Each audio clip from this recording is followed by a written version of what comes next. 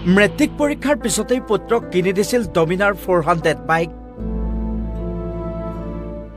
প্ৰায় 2,70,000 টকীয়া বাইকখন কিনাৰ এবছৰ হোৱাই নাছিল। সেই বাইকখন লৈ নিশা বিহু চাবলৈ গৈছিল 18 বছৰীয়া ছাত্ৰজন।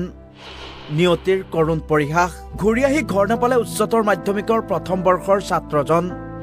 পুৱতি নিশা বিহু চাই ঘৰলৈ উভতি আহি থাকোঁতেই সংঘটিত হয় ভয়ংকৰ দুৰ্ঘটনা। এক শোকাবহ দুৰ্ঘটনাত থিতাতেই মৃত্যু হয় উচ্চতৰ মাধ্যমিকৰ ছাত্ৰ ঋষিকেশৰ।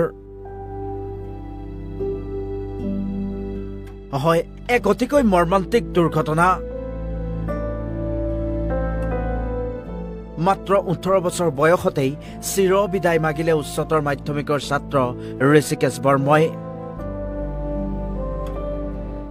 বাক্সাৰ জলাহৰ উচ্চতৰ মাধ্যমিকৰ প্ৰথম বৰ্ষৰ ছাত্ৰজনে নতুন বাইকখন লৈ নিশা বিহু অনুষ্ঠান চাবলৈ গৈছিল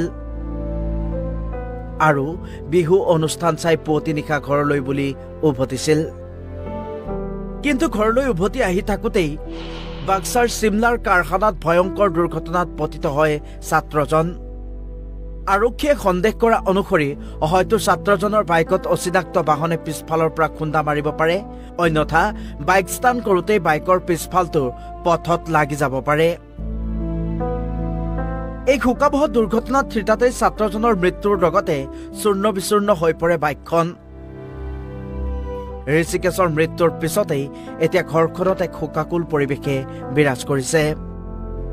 পিতৃয়ে ব্যক্ত কৰিছে মনৰ বেদনা। মানে ৰাতি খবৰ দিলাক নোহোৱা বুলি, কেনেকৈ কি হ'ল এতিয়া মানে গম নাপালো। ৰাতি গৈছিলো মই, এইপিনে জেগাৰ পৰা আনি মুছলপুৰত নিয়া হৈছিল মেডিকেলত পষ্টমৰ্টেমৰ কাৰণে। কি নাম ল'ৰাজনৰ? ঋষিকেশ ব্ৰহ্ম। কি পঢ়ি আছিলে? হায়াৰ ছেকেণ্ডাৰী ফাৰ্ষ্ট ইয়াৰ এইবাৰ। এক্সিডেণ্টটো কেনেধৰণে হৈছে? এক্সিডেণ্টটো মানে পিছৰ পৰা চকা ঘূৰা হৈছে, মানে পিছৰ কিবাখিনি ভাঙিছে, মানে ওজন পৰি আছিল। কি বাইক আছিলে? বাজাজ ডমিনাৰ। ক'ত গৈছিল? ফাংচন চাব গৈছিলোঁ লগতে। ক'ত হৈছে এক্সিডেণ্ট? কোনখিনি হৈছে? এইখিনি কাৰানা স্পট ডেট হৈছে? স্পট ডেট হৈছে। এতিয়া ক'ত আছে ডেড বডি? এতিয়া মুছলপুৰত পষ্টমৰ্টেমৰ কাৰণে নি আছে। কিহে খুন্দিব পাৰে? কি খুন্দিব আপোনালোকৰ? এতিয়াতো গম নাপাওঁ, ৰাতিৰ কথা। এতিয়া কিহে খুন্দিছে সেইটো গম নাপাওঁ। এতিয়া না নিজে হ'ল সেইটো গম পোৱা নাই। এতিয়া গাড়ীখনৰ কিমান মান দাম আছিলে? বাইকখনৰ 2,70,000। বাক্সাৰ পৰা সুবৰ্ণ পাঠক, অসম লাইভ 24।